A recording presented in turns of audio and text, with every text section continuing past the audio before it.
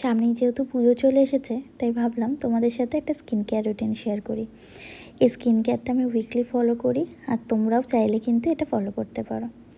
ফার্স্টেই বলি, আমার স্কিনের অবস্থা খুব একটা ভালো নেই, কারণ রিসেন্ট আমার হরমোনাল চেঞ্জেসের জন্য মুখে প্রচুর ব্রণ হয়েছিল।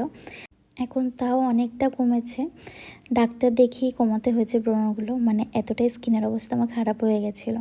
এখন মুখে অ্যাক্টিভ পিম্পলগুলো হয়তো নেই, কিন্তু প্রচুর দাগ আছে। তো চলো আজকে আমার স্কিন কেয়ার রুটিনটা শেয়ার করি। তো ফার্স্টে আমি আমার স্কিন টাইপটা বলে দিই। আমার স্কিন হচ্ছে অয়েলি অ্যান্ড সেন্সিটিভ স্কিন। তো আমি কিন্তু সেই অ্যাকর্ডিংই প্রোডাক্টগুলো ইউজ করব। তোমরাও কিন্তু তোমাদের স্কিন অ্যাকর্ডিং প্রোডাক্টগুলো ইউজ করো।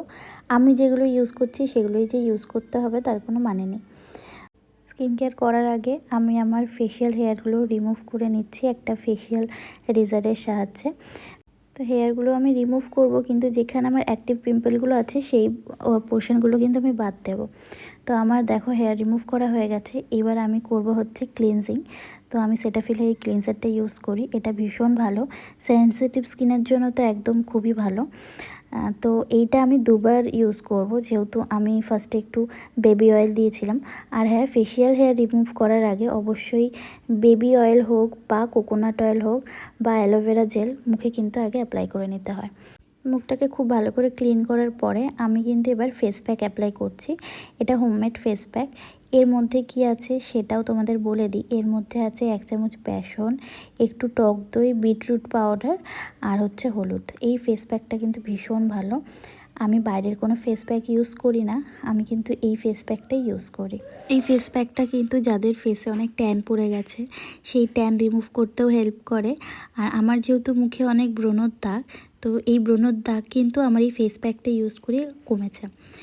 তো এটাকে আমি হালকা শুকিয়ে নেব, তারপর কিন্তু ধুয়ে নেব। আর এই ফেস প্যাকটা কিন্তু একটা সুন্দর ইনস্ট্যান্ট গ্লো দেয়। তো দেখো মুখটা ধোয়ার পরে আমার স্কিনটা কী সুন্দর গ্লো করছে। তো এই ফেস প্যাকটা তোমরা ইউজ করতে পারো, এটা কিন্তু ভীষণই ভালো একটা ফেস প্যাক। এরপর আমি যেটা করব সেটা হচ্ছে একটা কাঁচের বাটিতে একটু গরম জল নিয়েছি, তার মধ্যে নিয়েছি একটু তুলো। এবার এই তুলো আর গরম জলটা নিয়ে আমি আমার নাকের পাশে যে পোর্সগুলো আছে, মানে যেখানে ব্ল্যাক হেডস অ্যান্ড হোয়াইট হেডসগুলো হয়, সেখানে একটু স্টিম দিয়ে নিচ্ছি, কারণ এখন আমি ব্ল্যাক হেডস অ্যান্ড হোয়াইট হেডসগুলো রিমুভ করব। তো এরকম একটা ব্ল্যাক হেডস রিমুভার নেব, সেটা দিয়ে আমি ব্ল্যাক হেডস অ্যান্ড হোয়াইট হেডসগুলো রিমুভ করব। তোমরা কিন্তু ফুল ফেসেও স্টিম দিতে পারো।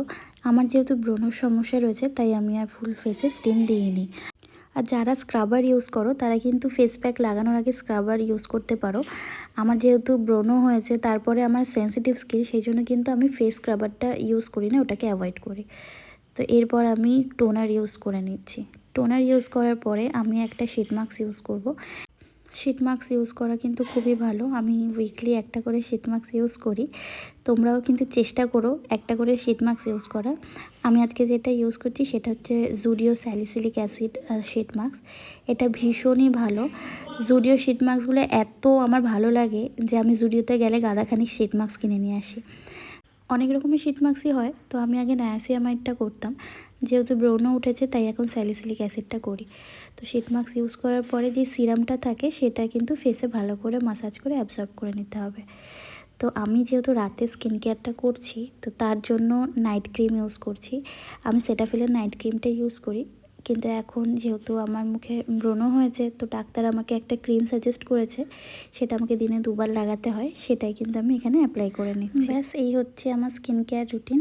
আর আরেকটা প্রোডাক্ট আমি ইউজ করি, সেটা ব্রণর জন্য। সেটা ডট ডট করে লাগাতে হয় ব্রণ আর স্পটের ওপরে। তো সেটা যেহেতু মেডিকেটেড, তাই আমি আর সেটা দেখাচ্ছি না। আর পরের দিন সকালবেলা উঠে কিন্তু অবশ্যই একটা সানস্ক্রিন ইউজ করো। তো এই হচ্ছে আমার স্কিন কেয়ার রুটিন।